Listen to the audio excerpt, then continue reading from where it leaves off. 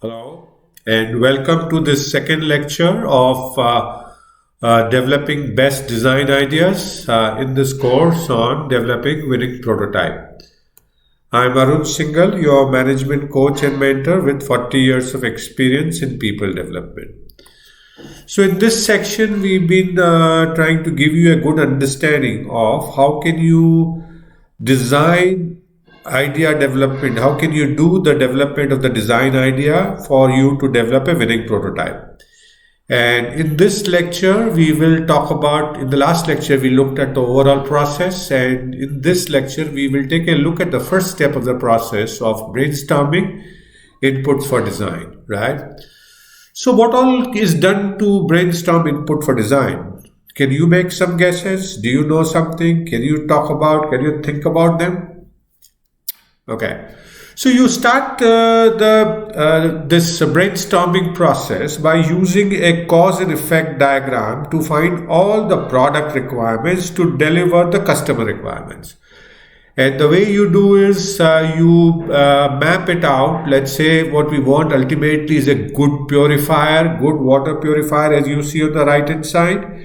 And we have customer requirements in the form of clear water, microbe removals, particulate removals, reliable product, ease of use, and value for money. So those are the various elements that is to be delivered that makes up the good water purifier. From there, what you go into is you brainstorm in the team again of that 5 functions, quality, R&D, manufacturing, finance, and marketing, and say, okay, if we were to do the particulate removal, what all do we need to do? And the brainstorming in the team tells you that we need to trap the sediments, we need to trap the metal, there should be no halogen leaching, we should remove the chlorine, we should remove pesticide and fertilizers, etc., etc. And like this, you go and take a look at each big category here, like clean water, microbe removals, value for money, ease of use, and reliable product, and find out the various causes that can make that happen and help you deliver a good water purifier.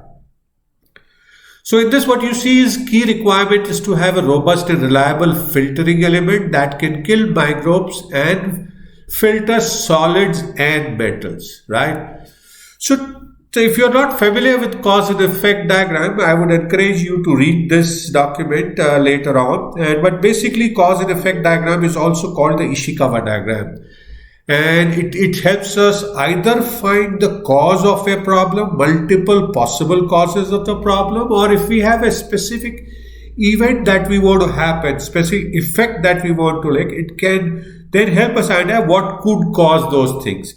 And here, as we saw in the previous slide, we had bucketed into certain 6 categories. So you can have those customer categories, or you could use generalized things like 6M, men, money, materials, methods, and mother nature. Like that, you can do that.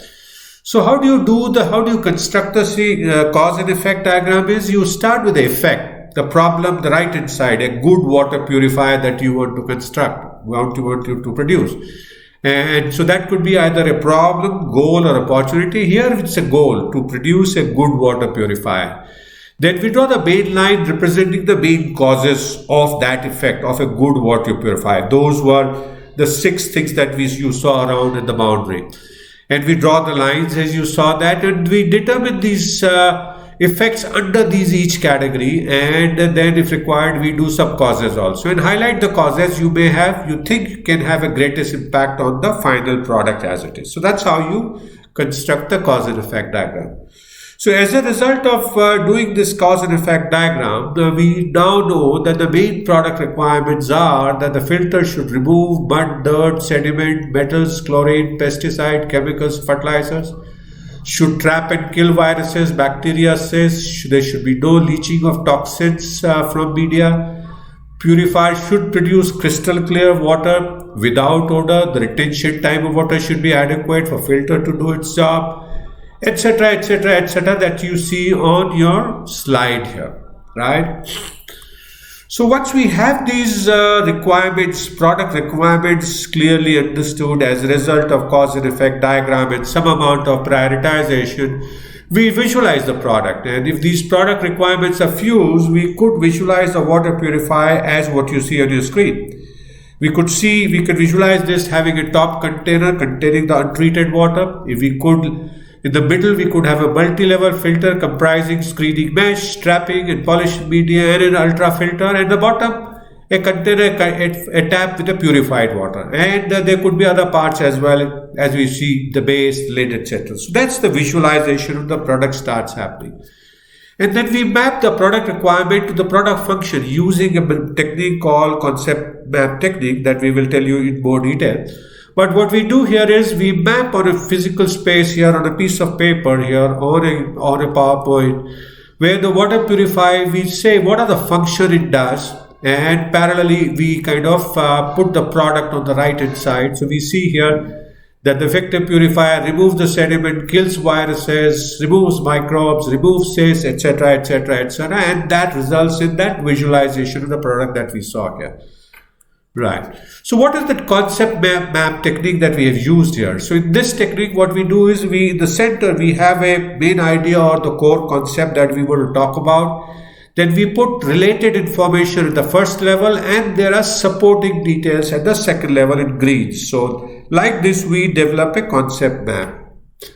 So what having done now, visualize the product, understood the first level product requirements are based on the cause and effect diagram, and using the concept map technique, having mapped the product functionalities, and also visualize the product. What we will do in the next lecture is we will look at see how can we develop alternate design concept. This is only one design concept that we have. What could be the various alternate design concepts that we can generate? That's what we will do in the next module. So thank you so much for watching this second lecture of developing a best design idea. I hope you continue to learn a lot of new things, continue to like and enjoy. And I look forward to seeing you again in the next lecture.